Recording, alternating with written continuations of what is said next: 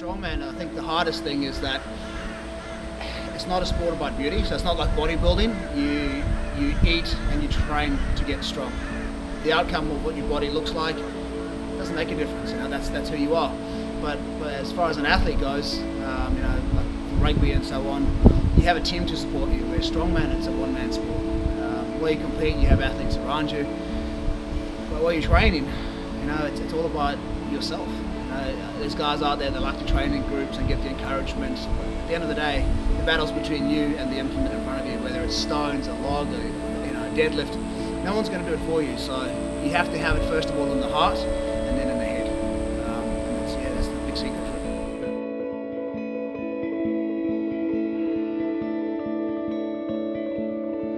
it. Alright, so I was in Kalgoorlie for 12 years, mining. And we just recently decided that we'd done our time there and it's time to move on. And we decided that we were going to move to the Gold Coast. So here we are, 3 months later, we're all settled. The move was the best thing we could have did as a family. And man, we love it here. It's amazing, Queensland. Well, it's a big change for myself and my family. We've gone from a town that we knew everyone, we were comfortable, we were safe, and we've come to a place that we don't know anyone. Yeah, the big thing was family. You know, in a mining town, there's nothing to do. There's not many things for a family to do. You know, it's like clockwork. Everyone gets up, goes to work, comes home. And my oldest is 5 now, and it was time to move on for them. You know, hands down, I was always working. If I wasn't working, I was training, and I missed out a lot on the family life, like big time, you know, and that was the main decision that I wanted to go to, because it was time to move on and get away from it all and start focusing more on my family and my relationship, you know, putting more time into other things than just work, because that's what my life was I'd get up 5 o'clock in the morning, work all day, come home, say hello, put the kids down, then go and train. That was my life for years. It's very hard on the family, you know, it's very hard on the family. Especially, I'm very lucky that I had a partner that was very supportive, but also very understanding. That was the biggest decision we made. And we, you know, 12 years in the mines, me and her, man, and we had enough. And she had had enough, and yeah, it was time.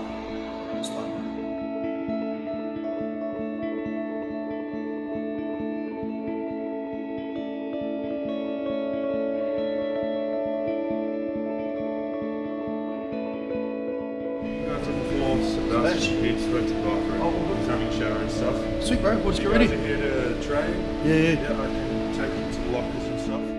Jump in with Sebastian on his training session. It's a bench session today. So I don't really do much bench, but it's going to be good to get some knowledge from one of the best. Hi, man. A legend. Good to see you, man. How's things, man? You're a beast. Good brother. You're a beast. Come stand on the scales. No. What are we doing today? I'm doing what you're doing. I'm just going to follow you. Yeah, man. It's a pleasure for me to be here with you. So we're about to find out, bro. Like, I've only ever done 200, but that's with backyard benching. That's what I said. I've only backyard bench. I don't even know how to bench. I don't like to take too much. I want you to use. You know, we're not bodybuilders. The goal is to lift the heaviest weight possible. How do we do that? We throw as much muscle at the movement as possible.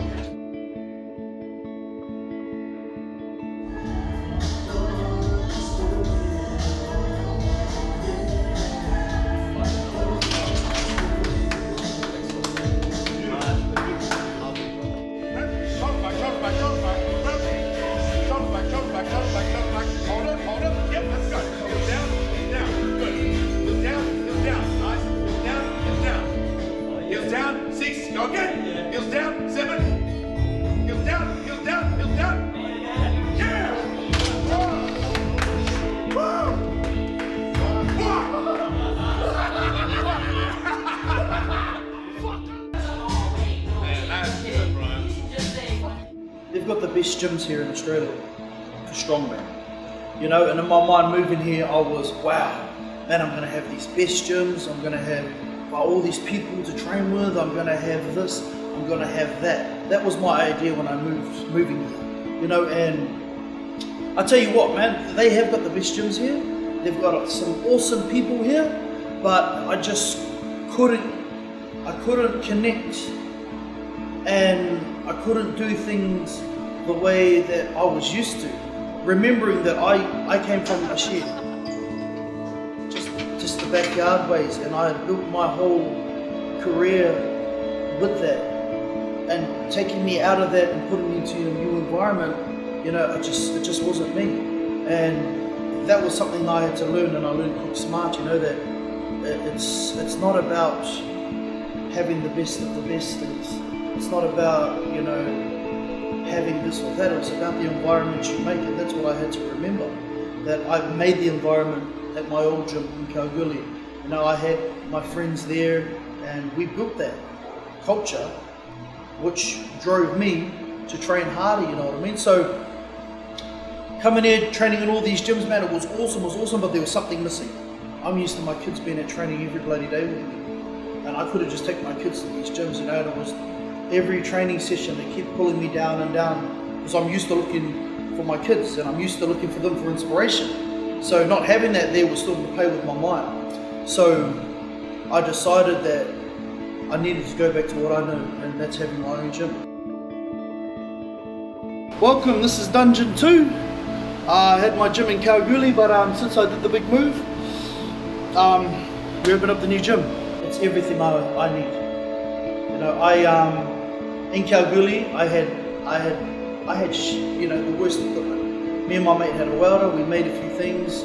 We built what we thought was right. You know, I had bars that were just I got from a local gym, and they were bent, but that's what I could get at the time. Yoke, we've got stones, we've got farmers, I've got frames, and I recently just got, I've never ever had one or never really ever used one, a Texas bar. Okay, that is a Texas bar. I only just recently found out what a Texas bar was. Ha! You know what I mean? So I started with the worst equipment. Moving here, I put a bit of time aside, and I actually decided to get some proper equipment. And I tell you what, having proper equipment, you learn to do things properly.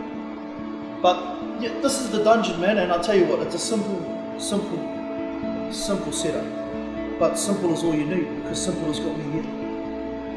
And my baby, come and have a look. This is Black Betty, a 12-inch, 100 kg long. I brought all my shoots from dungeon number 1. See, I put all my shoots back on, put them all over. Those will follow me wherever I go.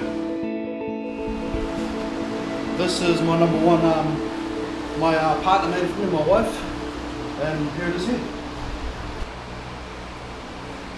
You need some inspiration? Here's inspiration.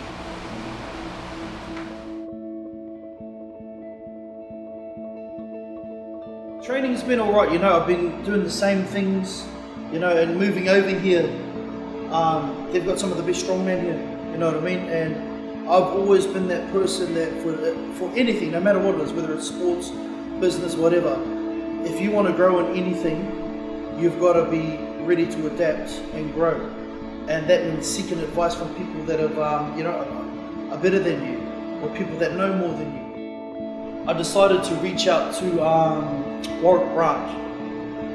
And everyone knows who Warwick Brandt is, you know, he's represented Australia many years. He's done some amazing things in the strongman sport for Australia. You know, he's been to World Strongest Man several times. He even went to, you know, made it to the finals. He went to Ohio. So he's done some great things in the strongman world. Back now, yeah, a decade, 9-10 years. Yeah, I was lucky. I got into it. I guess at a time where it was still new in this country. Not a lot was happening. Lucky in that I was sort of competing against myself for a while, and then you know, getting into the big league. And as I started growing here, I was traveling all over the world with the Champions League and World's Strongest Man, Giants Live. But yeah, unfortunately, because it wasn't big here in this country, I didn't have the support, so it made it a lot harder, and yeah, it cost quite a bit, in terms of nutrition, supplements, all that sort of thing to get going. And yeah, just never felt that I was ahead of the game. Always felt I was behind coming from Australia. But yeah, decade in the sport, and it's treated me well. I've got a broken body for it, but I've enjoyed every year and every moment. And he did it himself. You know what I mean? I think he didn't get much support. Because the sport back then wasn't that great. And I've been following Warwick for a long time. If you're passionate about your sport, you know everything about it. You know what I mean? You've got to do your homework. So, moving here, I knew Warwick was here. I knew there were a few other strongmen here. And I knew that for me to achieve my goals and get to where I wanted to get to, I'm going to have to approach these people and ask them for help. I just sort of followed his career coming up. We got in touch, and he asked if I could come down and show him a few things, and yeah, he's got the same sort of character and determination that I had when I was competing. So I thought best person I could possibly imagine to actually pass on my experience to. And we started talking here and there, and finally, he decided, all right, then he'll come over, and I just finished setting up the dungeon. So he came over, we started talking, we had a plan and this and that. And he said to me that he'll help me out and start helping me train. Yeah, as I said, looking back at my years and how I trained, I always trained by myself. I didn't need other people to encourage me. I knew why I wanted to compete. I knew I always wanted to better myself and just be as strong as I could. So when I look at Rongo training, where he's come from, what he's achieved, just the short time I've been training with him, he's got that same drive. It's like an honour and a privilege, because he's the best around, he's the best around. And for someone to, take their time out of their day and stuff like that to come and help me, I'm still freaking out now, you know what I mean? So you can see it in his eyes when he's lifting. He lifts from the heart. He's very raw in a cabin. Yes, that's why I knew it was all heart and nothing else, because there wasn't much up there when he started. You've got to reach out and ask people for help, especially people that have been, done the sport for years, you know what I mean? And that's how you grow. You've got to be willing to put that pride aside and ask for help. And I'm very, very grateful that Warwick comes down and helps me. But just giving him the mental capacity and the technique, he takes it and he sucks it in like a sponge. He listens. Pride doesn't get in the way, and it's just making him a better athlete. So I'm happy to be a part of his journey. Because the knowledge he has is unbelievable. You don't get that knowledge. You know what I mean? That's knowledge he's earned over the years through his own experiences. And for me to even get a glimpse of that, is unbelievable. So I'm still over the moon with it now that he comes down here and helps me out and shows me what to do. You know what I mean? We've been training, I think, for the last 2 weeks, and I'm doing things that I haven't done before. It's hard, but I've had my eyes open to see what it takes to get to that level, and wow, I'm being constantly pushed in training in ways that I haven't, you know what I mean? And that's eye-opening, man. It's eye-opening, it's amazing. The knowledge he gives me is unbelievable. One thing about Warwick, and like I said, I've been with him for 2 weeks, but the amazing thing about him is he's so positive during training, and he pushes you, but he also inspires you to do it, you know what I mean? I believe being the athlete I was, always shorter, it's hard to compete with these guys that are 6 foot plus. A lot of the events are higher platforms to load onto, bigger implements for bigger hands and so on. So it does have its challenges. I'm dying in the arse, and he's there right next to me, motivating me, in ways that it makes you want to do it. And it's hard to explain, you know what I mean, where I want to give up, but he makes it in a way that, then my mentality thought is like, oh, I can't give up because I don't want to give up. Who gives up? And at the same time too, he's an example. Everything I'm doing, he used to do it. He used to do it himself. So I guess my style is based on conditioning and power. I had to have a lot of power to lift the stones up onto the platforms, you know, to load implements onto various things, like keg for height. I mean, you know, World's Strongest Man 2014, I tied 5th. 4 guys ahead of me was Adrunas, Halfthor, Mike Burke, and I forget the other one was, but there's 4 guys ahead, and all like almost 7-foot guys, and they're only just clearing it, and I was only missing the platform by like 2 inches. So I'm thinking, if they've got 1.5 foot on me, if I was 1.5 foot taller, I'd be destroying them. So, and that all came down to the power, and that's exactly what I say to Rongo. He's not the tallest. He is taller than me. I am a dwarf, but if he can work his power and his conditioning when he gets out there, he's going to be unstoppable. You know, people are going to be tired, especially World's Strongest Man. You go day after day after day. If he can recover, you know, and have this conditioning there, I just see him as a unique athlete. He's got everything that I had, plus the extra height. So. And I think in my mind, if he can do it, I can do it. You know what I mean? It's all, and the mental strengths or the mental game he has is unbelievable. You know what I mean? It's just goes to show that if you're mentally strong, anything is possible, especially with Strongman. If there's any reason or doubt that you're not going to move something, it's not going to move. You know what I mean? So there's so many things he's teaching me, and it's working. We finally got an email from Arnold Australia with our invite to Arnold's Pro in March. So they sent that, and they also sent the list of competitors that are coming. And wow, some of the top. Brian Shaw's coming. You know, the top strongmen in the world are going to be there. You know, and for me personally, it's just going to be an honour to step onto the stage with them.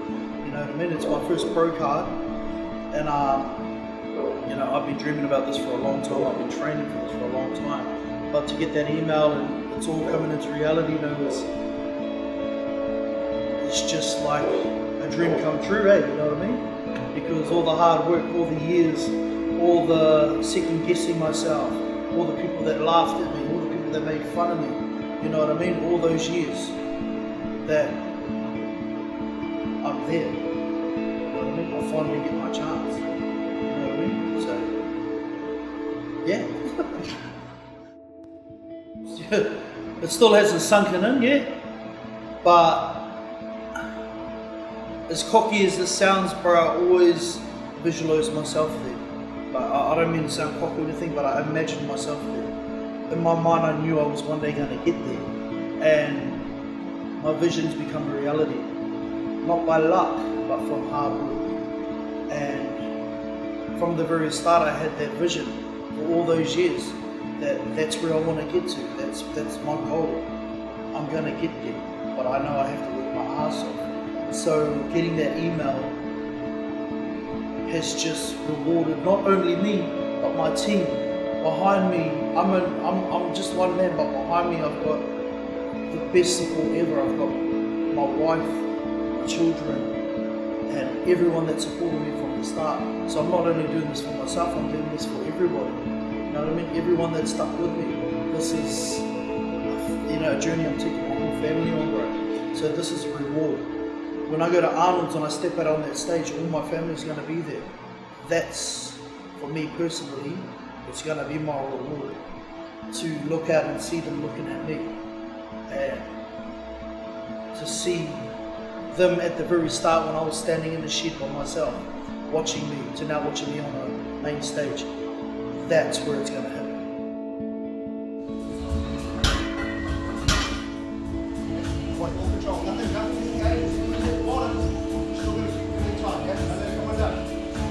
Once that fatigue's now, it's time to go to bed.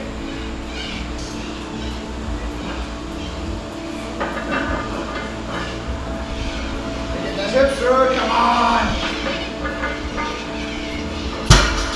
I've been waiting for this moment for 4 years, and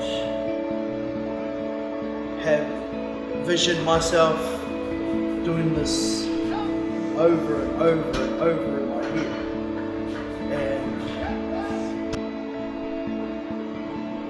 I've been ready for a long time.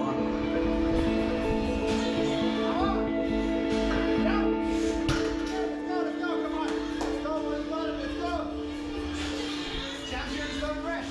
Champions don't rest. Come on.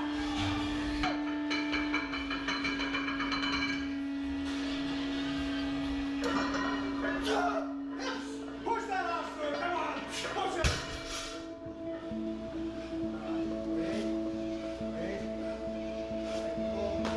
You know, all the hard work is being done.